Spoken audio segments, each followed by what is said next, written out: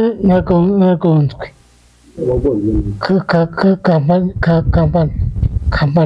kampani ishinzwe gutwara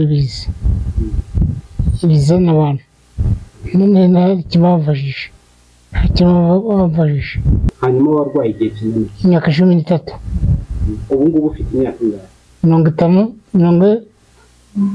59 uyu bamwita Bihoyiki Emmanuel bakunze kwita Muyombo mu mvugo ye atabasha gusobanura neza avuga ko ngagejeje imyaka 45 abana n'ubumuga yatewe n'impanuka y'imodoka yamugonze ateze moto ubwo yari yerekeje ku kazi. Ibyo bikaba byarabaye mu mwaka wa 2011 akamara imyaka 4 muri koma, umubiri we ukaba warabaye paralize, kuri ubu kuvuga ndetse no kureba bikaba bitamworohera. ntacyo ntacyo ntabwo batanze ruswa ntacyo babashije no kumuvuza ntacyo bamfashije uko bamfasha nkavuzwa nkakira n'imibereho ntacyo ntamera mfite.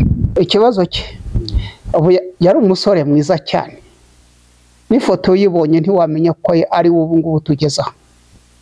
Yagize impanuka, yakoraga akazi ka bita topuseke nguko aranabyibuka ntajya abyibagirwa, ariko nkubwire ngo yahuye n'impanuka bamuhetse kuri moto ngo bamwe muri ibyo bita ngo bamwimuye bamujyana ahantu ngo babyitaga ngo iki posita, ku yindi posita ahura n'impanuka, imodoka irabagonga ahitamo agira impanuka gutyo. Ubu yivuje yagiye kwa muganga yagiye ko aho bita Kacyiru wahita guke Faisal mama nta na kimwe habe namba nta na kimwe.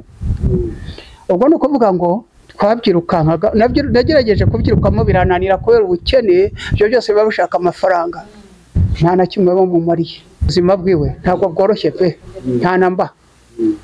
Yego agerageza gusenga kugira ngo arebe ko ubuzima bwagaruka kuri gahunda, ariko ntabwo bibaho. Ubu ntacyo yakwikorera, nta na kimwe yakwimarira. Nakoze ibishoboka ngo ninjire muri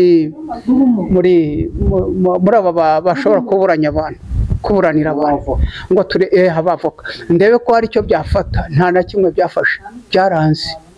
Kubera iki? Ubukene ngo bisaba kugira ngo niba ugiye gushaka umwavoka ushake n'amafaranga kugira ngo ibyo bikemuke, nta na kimwe.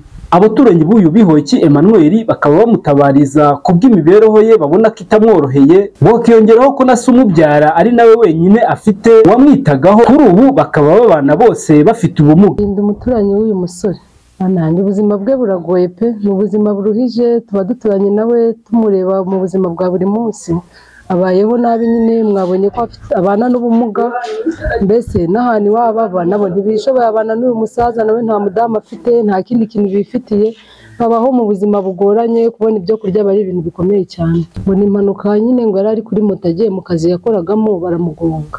Ikintu cya mbere twamusabira ni ukuri ko bibaye ngombwa bamuha ubufasha bwo kwivuza, akaba bamuvura bakamuvuza agakira akaba muzima, nicyo cya mbere. Ariko uburyo tumubona nanone afite ubuzima bukakaye muri iyi minsi, nta buryo bwo kwivuza, ararwara akamererwa n'abagahera mu nzu, nta mituweli agira kubera ko n'umusaza umurera nawe arashaje, nta mbaraga akigira, nta n'akazi afite, yambara ubusa, yewe no kurya ntabwo byoroshye. Tujya tubikurikirana tukabona ko ubuzima bwe ari ubuzima buteye agahinda.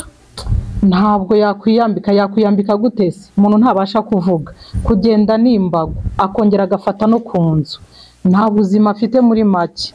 Twe turabona leta igerageje uburyo yamufasha mu buryo bwo kwivuza, hari ikintu cyahinduka ku buzima bwe, akabona uburyo bwo kwivuza n'imibereho, mu buryo bwo kurya no kwambara. Ni ukuri leta yabimugiriye neza, imufashe muri ubwo buryo.